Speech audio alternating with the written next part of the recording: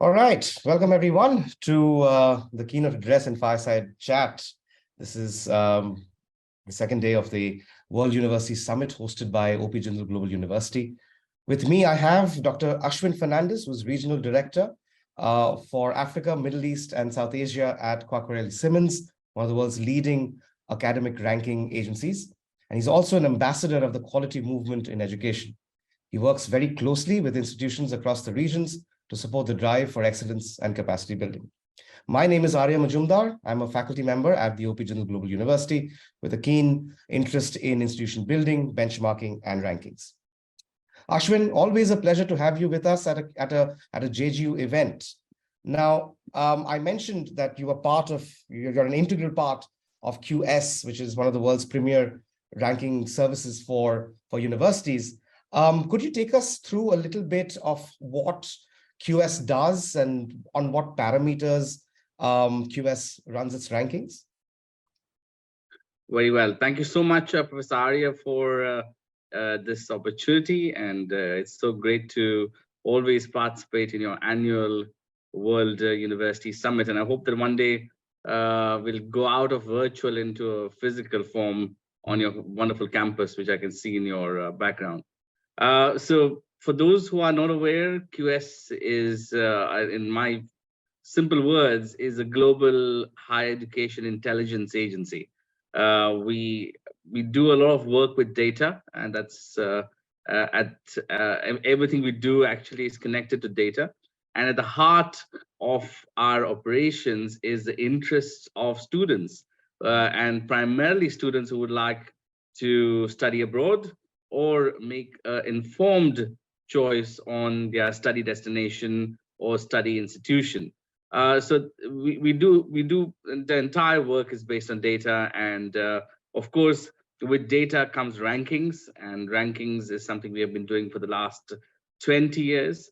This year, Arjya, is really very interesting year because it's the 20th edition or the 20th year of our World University rankings.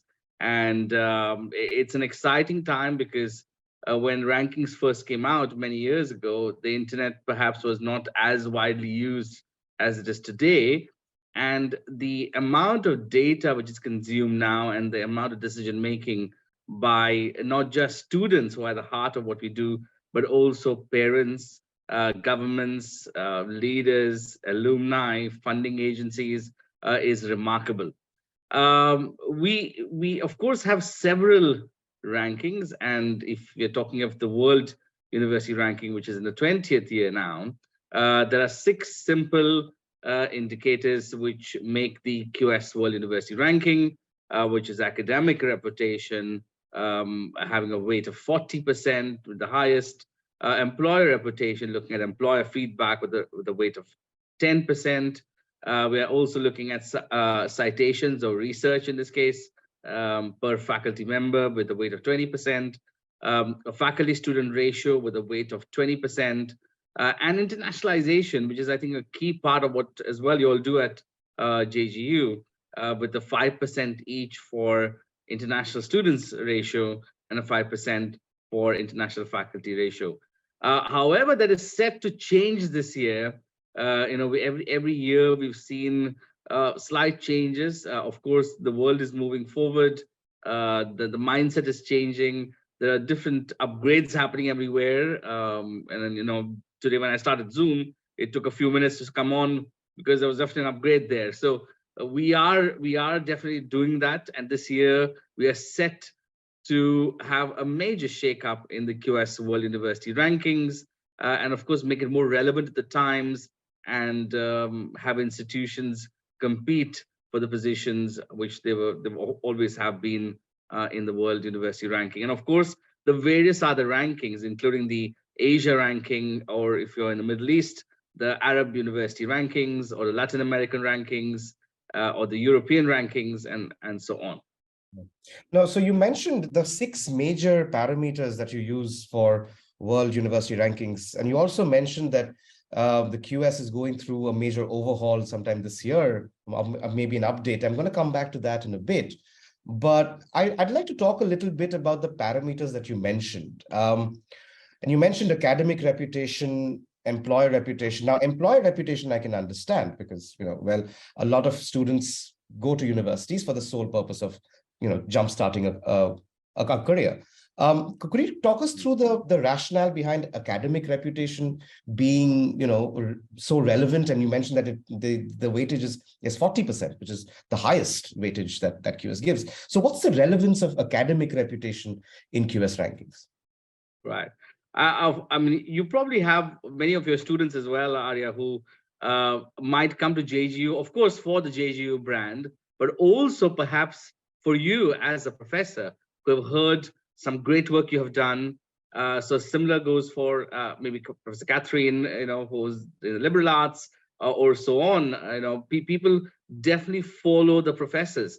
And I think the academic reputation is an extended version of what the students have heard, but looking at expert opinion here. So not just students, but looking at academics, what other academics have heard, and how do they place in their perception the best institutions for a particular research. So in this case, academic reputation covers the reputation for an institution in a specific subject area. And this comes not just from the institution, but from the professors, from the people who are at the institution who create that reputation. So while you can be a top institution, you could be Harvard right now, and over the next few years, you might lose all your professors.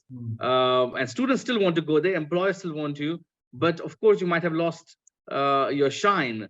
So that is, I think the academic reputation covers current or contemporary relevance of the work you do by having another check and balance besides just students to the faculty-student ratio, or the industry from the employer reputation, or perhaps from the research which is published many years ago.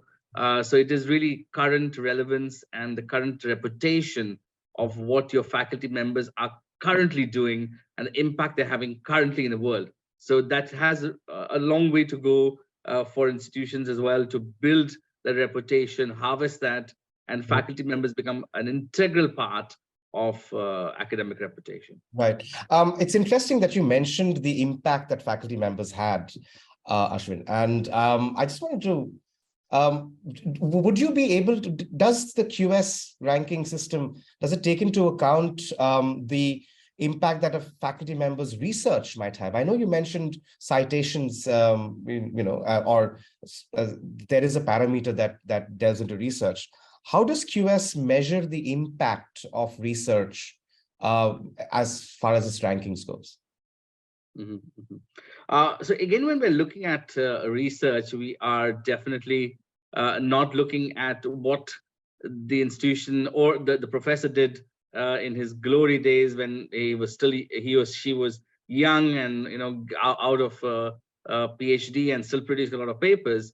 But we're looking at, again, contemporary relevance of these professors and what have they done in the last 6 years. So in this case, when we're looking at reputation, that covers, of course, the perception, but also we're looking at a global database, which is, of course, Scopus in this case, which indexes work you do as a professor in the various journals.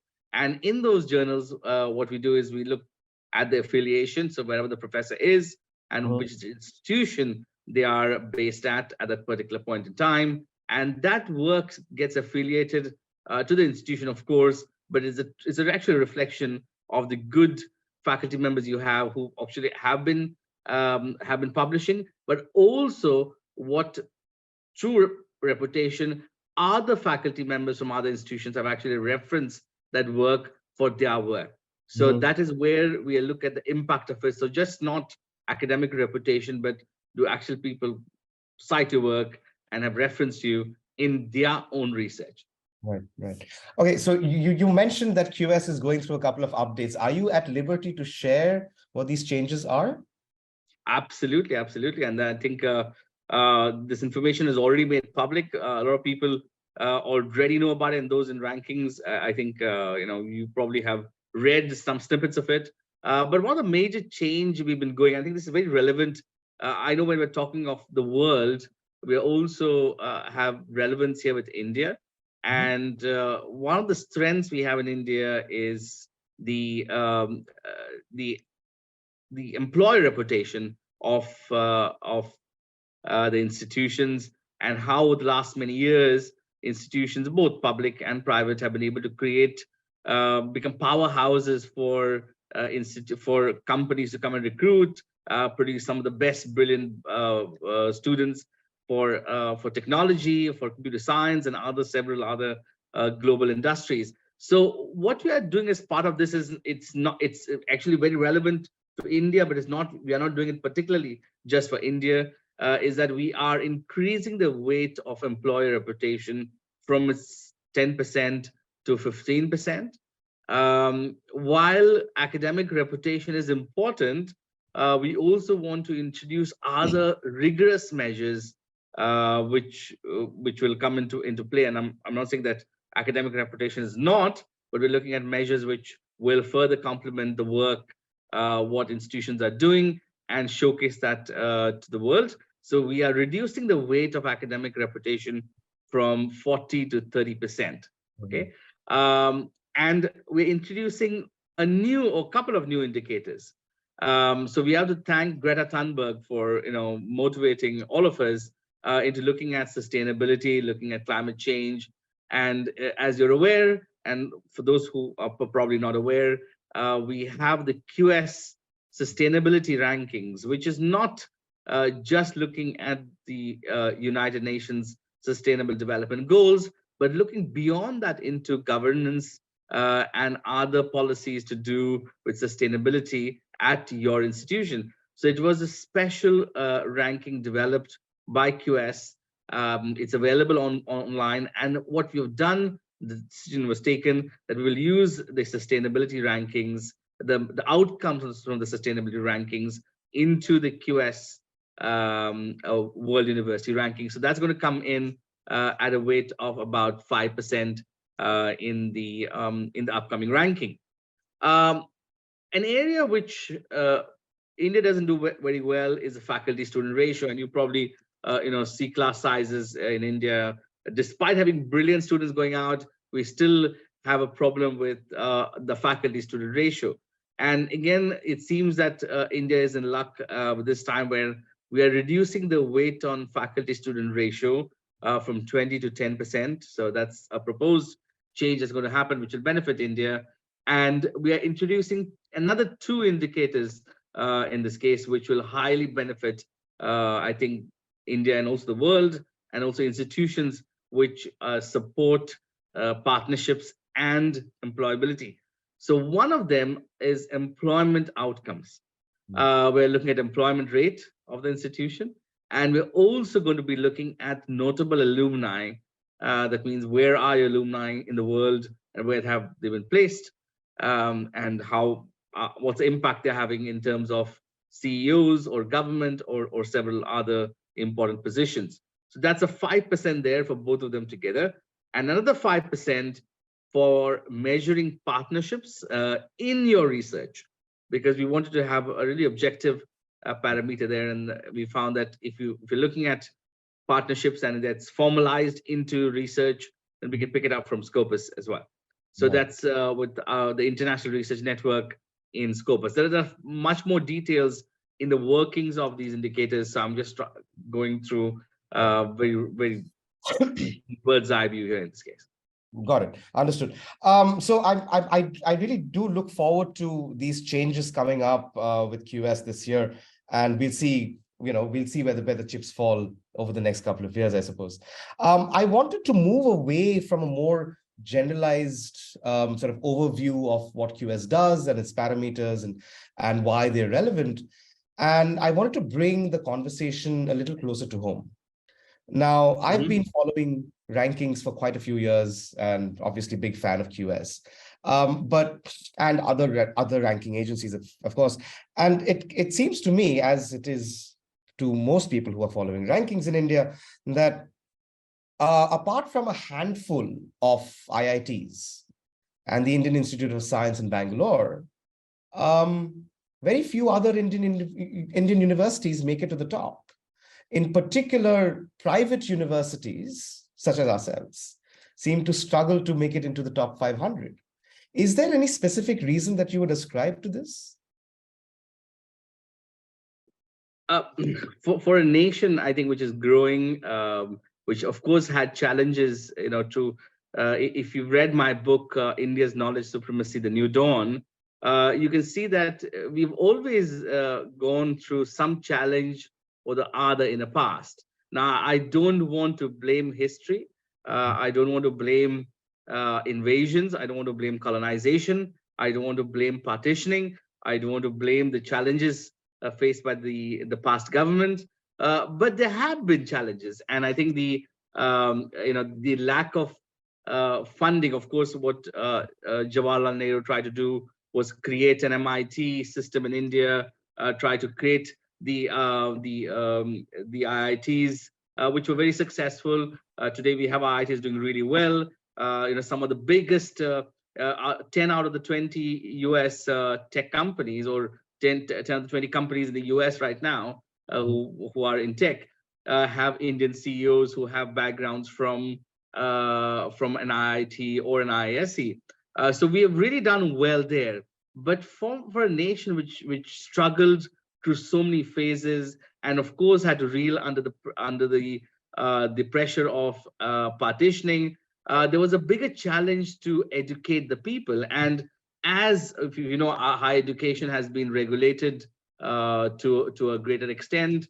Private higher education came, of course, at the university level. We had colleges, and we had this the system of affiliating colleges for a long time. But of course, private institutions really came with the change of policy, and the state private education and institutions like OP Jindal, who can aspire to emulate a model like in the US, happened much later. But still, it has not been able to meet the demand. Every year we have thousands of students and millions of dollars going out as forex. But I hope that changes in the near future. But while we are trying to undo things which happened 800 years ago, there is the space is definitely slower. So while we would like to blame the past, I think we should acknowledge that things are changing. We can see today many Indian institutions are marching towards the top 500. The mindset and the policies by the current government, led by the Honorable Prime Minister Narendra Modi, has been positive. We've seen how various policies, including how people perceive Indian higher education, has been different. So let's look at the positive outcomes of what has happened, and I think give us another 5 to 10 years, and we will see more Indian institutions in the top 500. And one more area which I think, when private universities we've seen so far, which have never been able to make it to the top 500 because research was never a priority. It was only about getting the student out there, and I wouldn't blame these institutions because that was a priority. We had to educate the masses. So now we are at the level, when there is no, there's a saying in Hindi, kapra makan and roti kapra makan. Roti kapra makan. So when there's no basic essentials, you're asking our institutions to do beyond that. So we have the basics right now. Give it time, Arya. I think we have a bright future with the leadership. So Ashwin, you're suggesting that it's just a matter of time, right? And I think we have to have the same momentum what we're going on right now. Sure. So we have. I think the world has started to take India seriously. We were not just seen as the factory of sending undergraduate students out abroad for other purposes and for foreign institutions to, of course, take on from their own and supply them to some of the world's best companies. But I think we are become also now a very serious destination for postgraduate education as well. We can see that how the gift city as well. And I would like to go to that area where we've seen Indian institutions now coming to set up in India, not because students don't want to go abroad, but they've seen great synergy in the future. There's a bright, I think the future is bright for our country. Right. It's interesting that you mentioned your book, India's Knowledge Supremacy, A New Dawn, which I'm yet to read, I must confess. But I believe your book also sort of tackles the national education policy of 2020. And you mentioned that this present government has taken a number of steps to sort of bring a bit of quality back into Indian universities, right? And we see this quite often, right? I mean, we've got the NAC accreditation, we've got India's own governmental ranking, the NIRF, the efforts made by this government to create institutes of eminence, and Jindal is one of the few institutes of eminence. But all three of these, the NAC, the NIRF, and the IOE, they all serve different purposes, I suppose. But they also have their own parameters, right? And I'd like to bring that initial conversation that we had about QS's parameters back a little bit. You mentioned academic reputation, employer reputation, research, productivity and output, internationalization, faculty-student ratio, international research network, etc. How well do you think these new measures of NAC and NIRF and IOE, do they align with QS's parameters, or is it that these measures being brought in by this government are fairly, national-centric, whereas QS is a far more internationally recognized system? So when we have this, and I think the national education policy would try to consolidate all this into one authority in the future, under one possible ranking rating combination. There is, of course, thoughts for doing that. But in a country which, of course, had to, one is regulate the quality, while regulating the quality, had to also ensure that the private institutions which are coming in, or new institutions which are coming in, are able to offer the minimum standards required for the student. And then while still aspiring the IITs to go out and be in the top 500. So you can imagine why we have so many systems, of course, is for various of these reasons. Now, while we can say there's so many regulatory requirements in the country, I think the purpose of having them was different. They serve different purpose, and it's not the NAC is not mandatory for the IITs in this case. And well, we are benchmarking internationally. I think QS cannot come up with a system like NAC which says submit the 1,000-page report on something, because not just India, we have to do it on an annual basis. So we have to find indicators which are relevant, which are feasible, and which can be validated on an international or as a transnational benchmark. So while we are rankers, I think what we are trying to do is try to pick up where NRF has left it. Of course, NAC is basic; it's the minimum standards. You look at the UGC grading, which probably maybe one step above that. Looking at the next minimum standards, and then the best institutions, allowing them to compete. And when you're doing on a national, and as you see that the indicators keep getting lower as the standard gets higher. And then you have the international rankings, which covers countries around the world, which even looks at a much bigger number of countries and institutions, where we look at between 6 to 15 indicators, depending on which ranking we're talking about. But it picks up the best from the lot and tries to move them up. And it, of course, does the kind of assumption that as they have moved up, they have held minimum standards to the process. But there's no point of having a NAC for the entire world, because we'll never be able to do an annual ranking then. I have to admit, and the National Institution Ranking Framework, which of course came as a motivation for Indian institutions to be readied to take on the world, and not basically to have our own standard in India. While I work for QS, I do believe that this ranking readied India for the world. The mood of institutions saying, yes, we have to submit data, we have to work, has been different. So right from our former Minister of HRD, Smriti Irani, when she came up with the idea, onwards to Ramesh Pokhriyal, and now Dharmendra Pradhan. Last week, there was an announcement that there is going to be a strengthening of our rankings and ratings of the country. And I think we probably would be seeing some positive steps in this case. But of course, when it comes globally, I think let QS do the global work. You set the minimum standards, you allow institutions to compete on a national level, and then send them to the World Cup, which is QS. It's interesting. You mentioned this point earlier that where NIRF and NAC and IOE stop, QS picks up from there. So are you suggesting then that this is more of that QS and NAC and IRF and the national level things, they're more complementary rather than at odds with each other?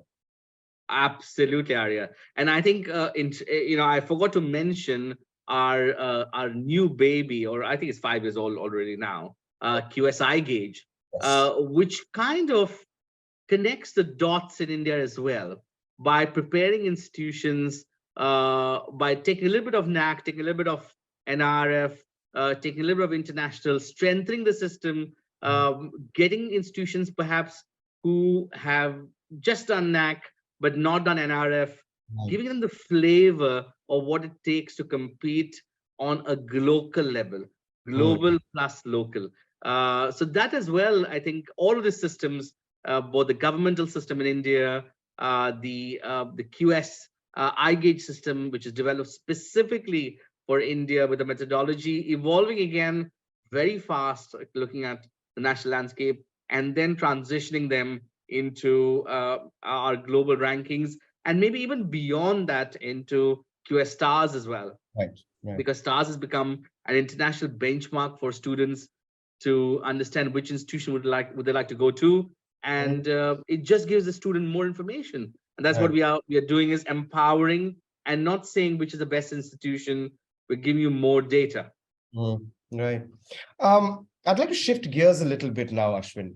We've talked about the QS rankings and their parameters. We've talked about how they're relevant for India, and how the Indian ranking system sort of dovetails neatly with QS.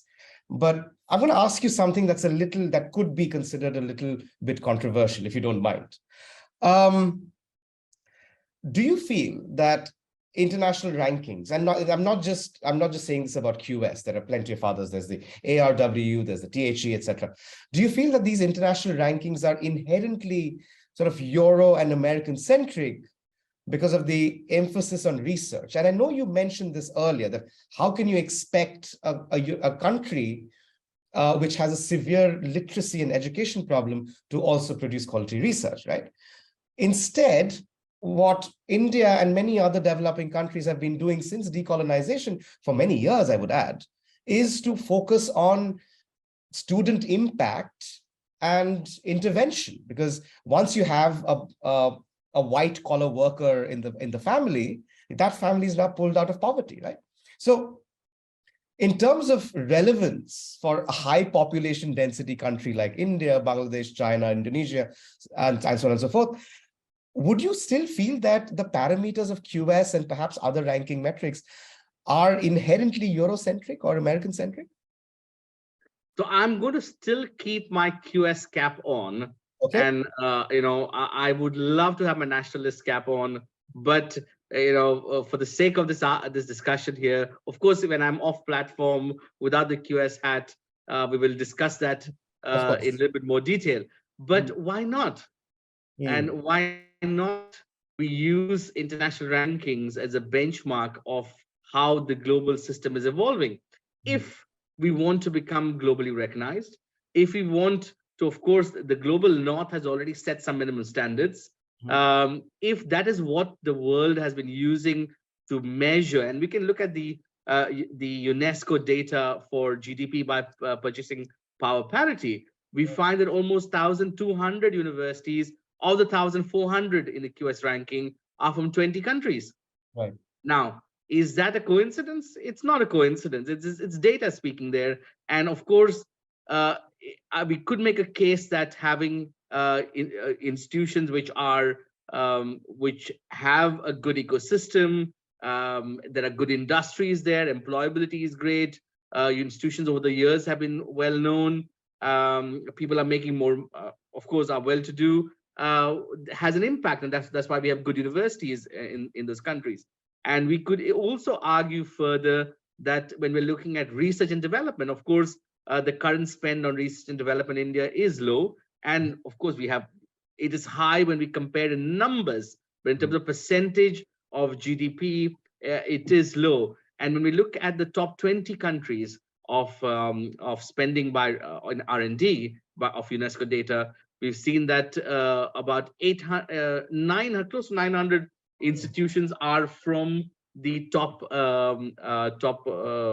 1,400. So more than 80% are from there. So countries that are spending more on research and development are there. So there's hardcore data to prove that if we want to be top in the world, we need to have good universities. We need to have internationally recognized universities. And despite us wanting to kind of sway and say that, well, this is the West speaking, this is this is probably institutions in the global north saying this is what the minimum standard is, but it is the minimum standard, and this is what will help India regain the Vishwa Guru status.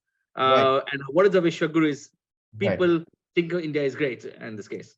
Right. I'm going to prod you a little bit more on this, Ashwin, if you don't mind.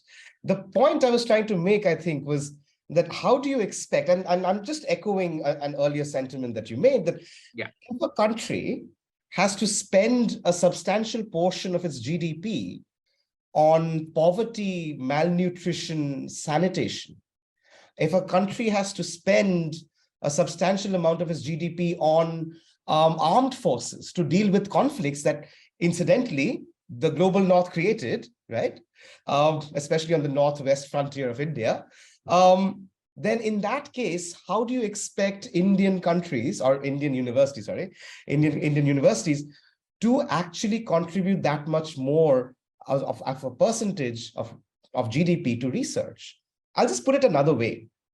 While QS is a fantastically democratic platform, everybody gets a say, right?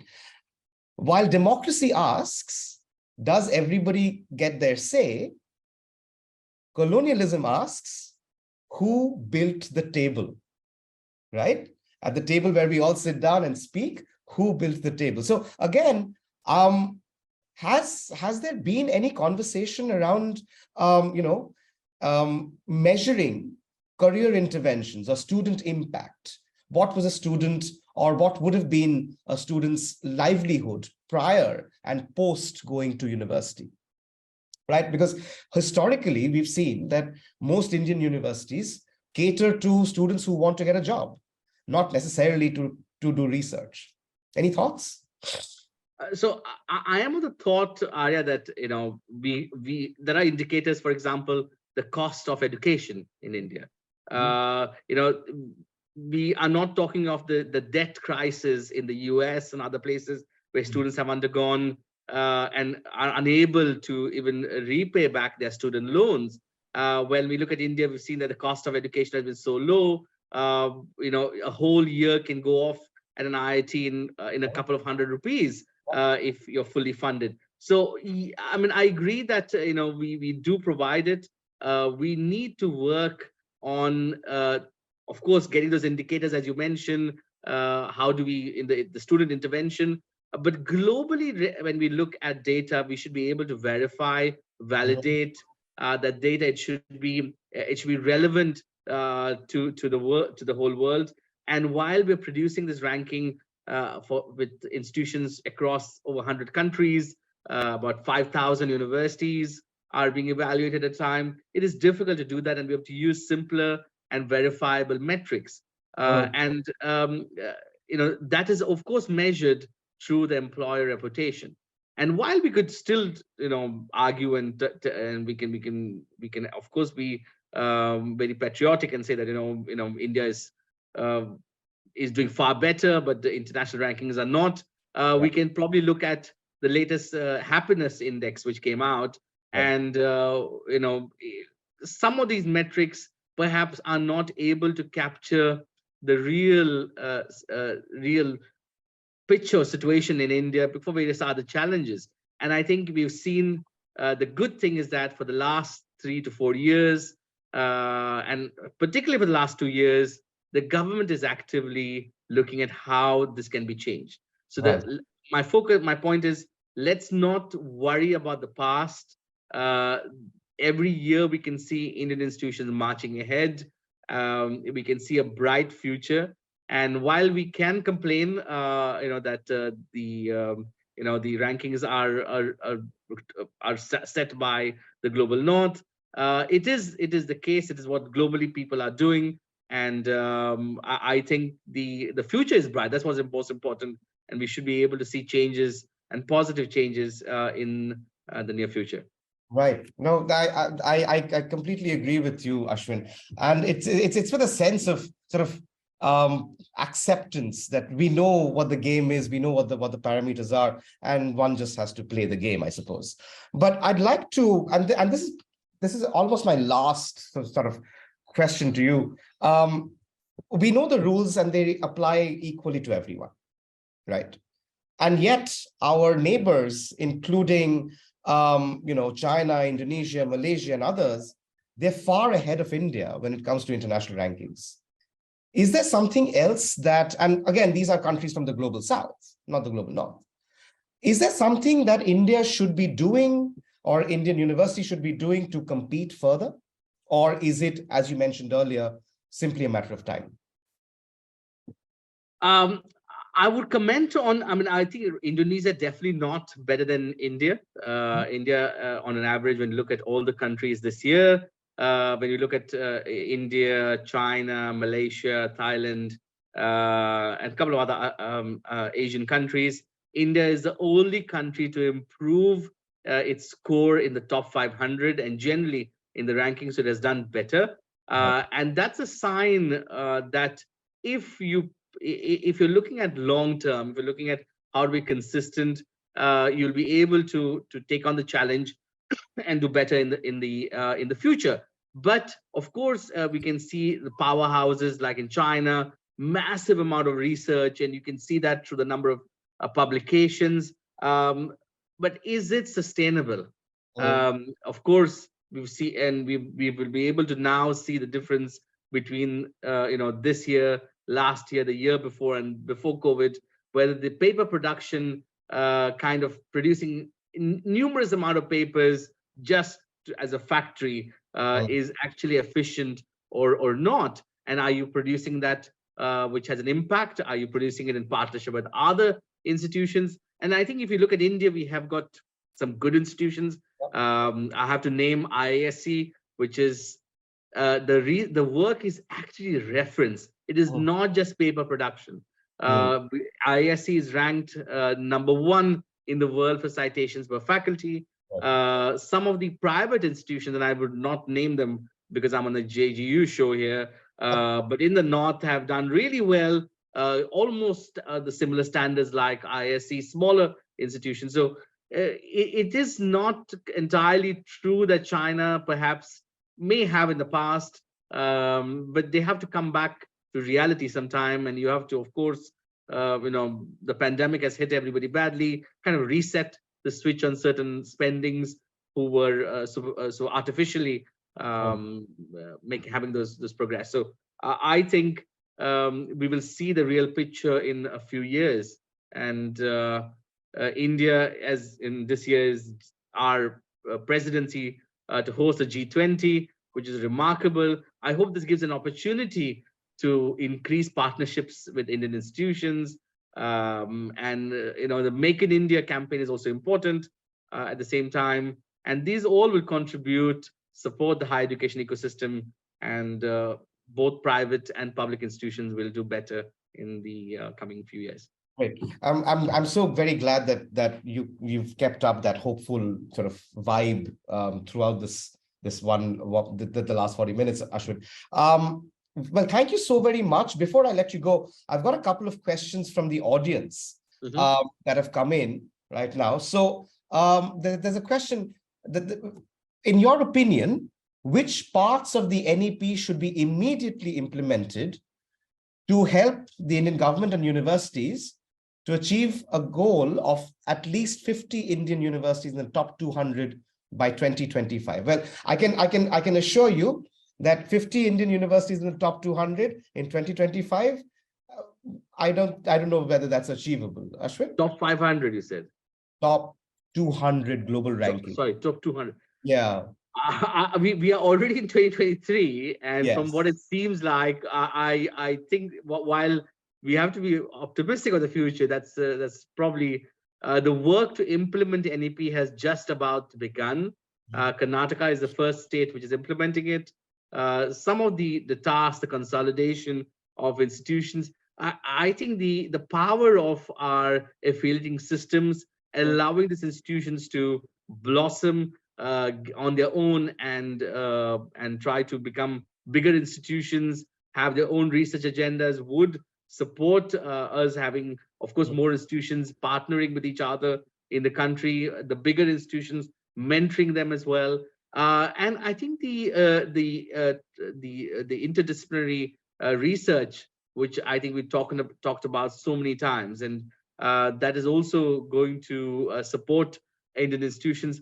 But beyond that, the internationalization bit is going to be really well. We become a hub for higher education. We really need, if we want to be there at the top, we have to start to attract those brilliant minds from abroad to come in here for various purposes. It could be, it might not be science and technology. It could be Ayurveda, or it could be for other things. But we have to become the destination and eventually go on there to replicate our rich past. So I don't have any prescription here, because I wish I had a prescription, because I don't think it's the implementation which is a bit slow. But we hope that after Karnataka we can we leave aside differences and look at the NEP as a document which will guide the whole country. Right. No, I can tell. I can completely echo your sentiment, Ashwin, because I mean, speaking as a lawyer myself, we often hear this term that India is a place of great laws but very poor implementation. Right. So I agree that the implementation will take its time. There's no set prescription. There's no set parameter. But certainly having 50 Indian universities in the top 200 by 2025 seems like a very, very far-fetched idea as of now. Perhaps in the top 500, perhaps. Perhaps the top 500, yes, possibly. All right, I've got two more questions from the audience. The first one being, can you discuss any trends or changes in QS ranking over the past few years and how this has affected universities in India? So the mindset change from leaders is really remarkable. And I think that's more than anything else.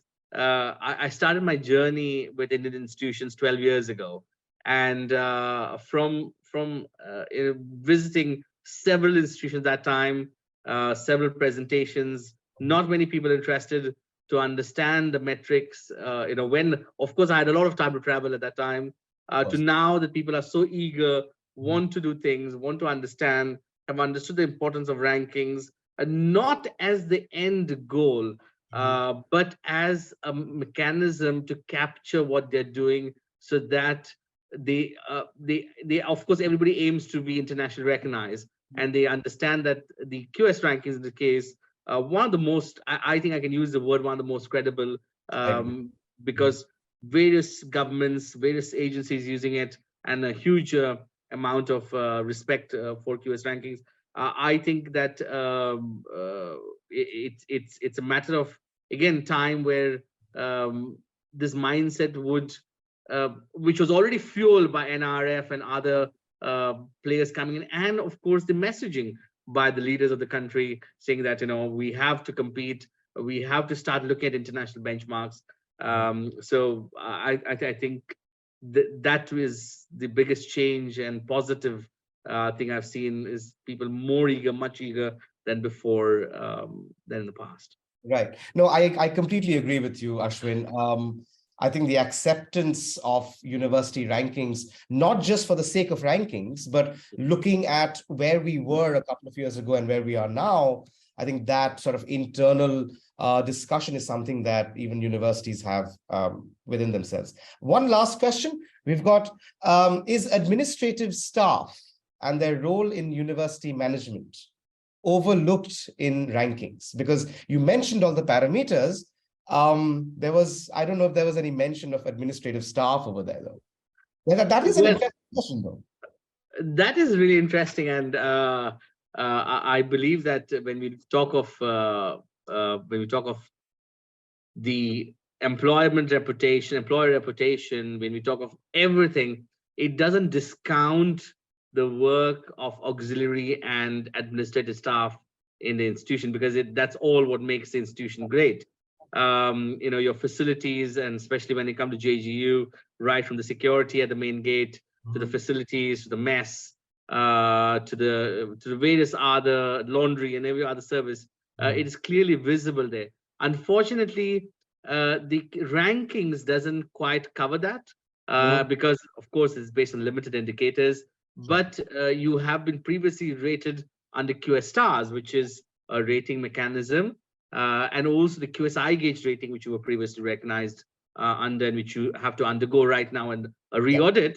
These are the audit systems which are built to look at every other element in the institution to give individual recognition to those components of administrative units which support the entire ecosystem. So while I have to regretfully say that we don't have something directly measuring administrative staff in the rankings, but definitely look at the QS stars rating. And I think that gives you, Arjya, and also Professor Raj, the impetus to push forward with doing the re-audit, so you can start to use that to recognize your administrative staff at JGU. And just to mention that the last time we did the QSI gauge exercise, we got a diamond rating, I believe, and that was the highest at the time, I believe. No, but I completely agree with you again, Ashwin, that, I mean, even though there isn't a direct parameter that speaks to administrative staff or auxiliary staff and their role in university management, there's no direct parameter as such.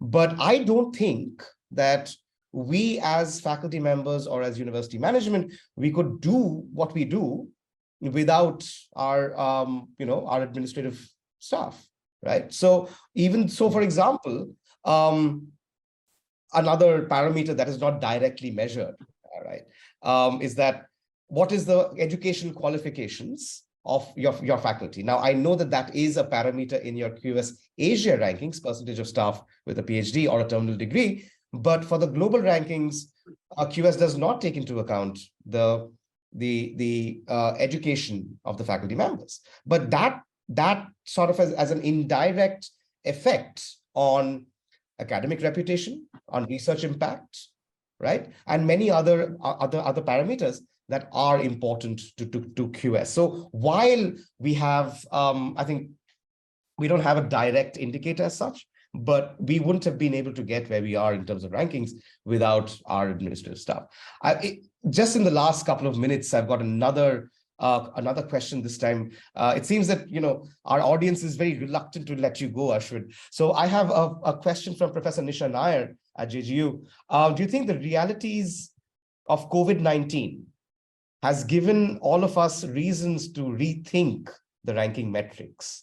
Or let me just rephrase that. There are plenty of indicators and parameters that were completely, well, somewhat irrelevant during the COVID-19 years. Do you think the COVID-19 pandemic has sort of rejigged the imagination that QS has had? I believe, I mean, if it was a year ago, I would have said possibly yes. But today, I can comfortably say that whatever we have thought that COVID-19 would do and would leave an impact has been given a resounding no from our students. who want to get back to campus. Of course, technology will continue to play a role.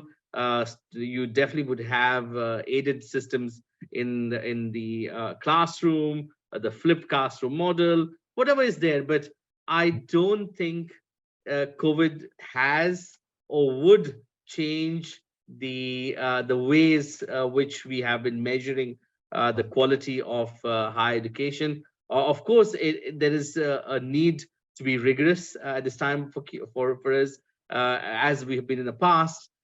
We have to look at indicators. It's the 20th year. What was relevant 20 years ago might not be now. But definitely, I would say the modifications we are doing today for this edition and what we have proposed is not because of COVID. And I can't think of a single indicator in there because of COVID.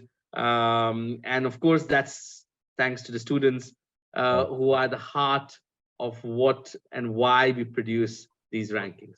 Right. I've got one last question that has just come in the last few seconds, but I think we can close this out after that question. So do you think there is a need for ranking agencies to allow SDGs to affect the parameters of ranking in terms of the initiatives that higher education institutions are taking to contribute to achieve the SDG goals? Now, I'm happy to sort of take that on myself.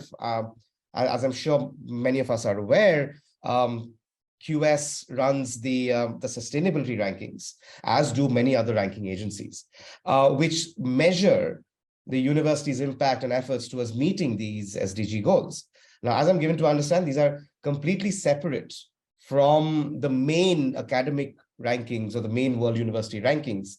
But perhaps, Ashwin, you mentioned that the SDG ranking will be brought in as a parameter in the main WUR, right? Is this sort of a way to tell the world that, well, academic reputation is good, but you also need to work towards your sustainable development goals?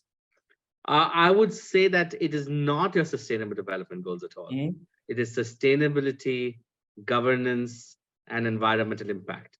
It is beyond the sustainable development goals. And we don't want you to become a university that's only filing paperwork saying, I'm doing X, Y, Z, A, B, C, D, but we are asking those tough questions in the ESG ranking, environment, sustainability, and governance ranking here, which is what is the impact are you having with all those policies, all those plans, including sustainable development goals. So it is not just SDGs, and it is the impact of it. And if you'd like to learn more, just for the audience as well, of what is that, what is our ESG or our sustainable rankings, please go on to topuniversities.com or qs.com. You'll be able to find it on either of the portal. It is a remarkable masterpiece of work we have done. Really very proud to be working with QS,